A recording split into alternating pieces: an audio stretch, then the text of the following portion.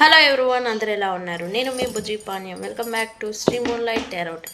So ఈరోజు మీ person మీకు ఏం కన్ఫ్యూస్ చేయాలనుకుంటున్నారు, మీకు ఏం చెప్పాలనుకుంటూ ఉన్నారు అనేది నేను రీడింగ్ తీద్దాం అనుకున్నాను. సో వెళ్ళిపోదాం. సో చూసేద్దాం ఏంటి వాళ్ళు మీకు ఏం చెప్పాలనుకుంటూ ఉన్నారు. మీ పర్సన్స్ రికన్సిలియేషన్ అసలు అవుతుందా చూద్దాం. అది కూడా ఏం చెప్పాలనుకుంటున్నారు మా యూనివర్స్కి, యూనివర్స్ వాళ్ళ పర్సన్స్.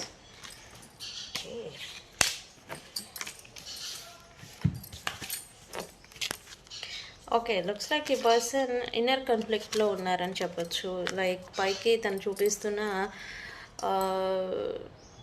కఠోరత్వం, మీ పైన ద్వేషము, కోపము అన్నట్టుగా మీ పర్సన్ చూపిస్తున్నారు. బట్ ఈ పర్సన్కి స్ట్రాంగ్ డిజైర్ ఉండింది రైట్ నా మీతో మళ్ళీ రికన్సిలియేషన్ చేయాలి అని అయితే ఉండింది, న్యూ బిగినింగ్ చేయాలని. బట్ ఆ పైకి స్టిల్ మీరంటే కోపము ద్వేషం ఉన్నట్టుగా పైకి చూపిస్తున్నట్టుగా అయితే నాకు ఎనర్జీ చూపిస్తుంది. బట్ ఇన్నర్ ఫీలింగ్ మాత్రం ఈ పర్సన్ మీ గురించి బాధపడుతున్నట్టుగా, స్ట్రగుల్ అవుతున్నట్టుగా ఇక్కడ చూపిస్తూ ఉంది. బట్ ఇక్కడైతే ప్రజెంట్ మీ పర్సన్ ఒకటి మాత్రం చెప్పాలనుకుంటూ ఉన్నారు. తనైతే మీ విషయంలో హోప్లెస్ సిచ్యువేషన్లో ఉన్నారు అనేది, ఎటువంటి యాక్షన్ ఇవ్వాలి, చేయాలి, ఏ డెసిషన్ తీసుకోవాలి అనేది ఈ పర్సన్కి అర్థం కావడం లేదు. సో అందుకే ఏది జరిగితే అది జరగని అన్నట్టుగా, గోయింగ్ విత్ ద ఫ్లో అన్నట్టుగా ఈ పర్సన్ నడిపిస్తున్నట్టుగా ఉంది సిచ్యువేషన్.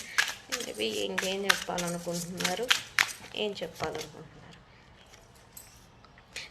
ఈ పర్సన్ అయితే బ్లాక్డ్ ఎమోషన్స్తో బాధపడుతున్నారని కూడా చెప్పచ్చు. బ్లాక్డ్ ఎమోషన్స్ ఇంకేంటి, స్టెబిలిటీ తీసుకురావాలని అయితే ఈ పర్సన్కి స్ట్రాంగ్ డిజైర్ అనేది ఉండింది. లైక్ ఈ పర్సన్ అయితే ఓకే, మీరు కూడా ఈ పర్సన్ మీ లైఫ్లో లేకపోయినా మీరు మీ ప్రొఫెషన్ వైజ్ మీరు గ్రో అవుతున్నారు అన్నట్టుగా కూడా అబ్జర్వేషన్లో ఉన్నట్టుగా ఉండింది. సో వీళ్ళకి మీతో కంప్లీషన్ చెప్పాలి అని ఉంది లోపల, కానీ ముందుకి ఏ అడుగు వేయలేని సిచ్యువేషన్లో ఉన్నానని ఈ పర్సన్ అయితే ఖచ్చితంగా చెప్పాలనుకుంటున్నారు. So within 4 days to 4 weeks లోపల ఈ విషయాన్ని కూడా మీకు తెలియజేయచ్చు, యూనివర్స్ చెప్తుంది. Okay, please subscribe.